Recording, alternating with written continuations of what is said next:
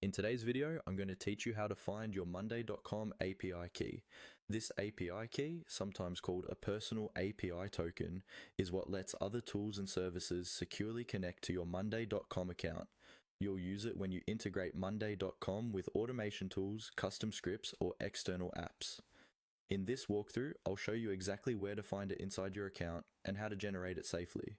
First, make sure you're logged into your Monday.com account in a web browser.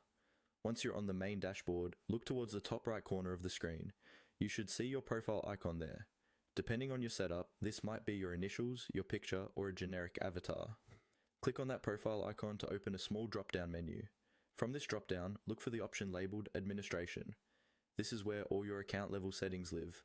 Go ahead and click on Administration.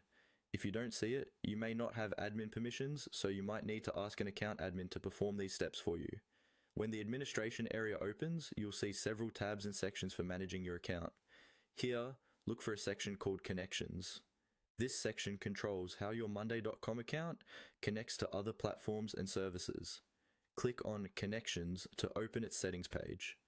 Inside the Connections section, you'll find different types of integration and access options.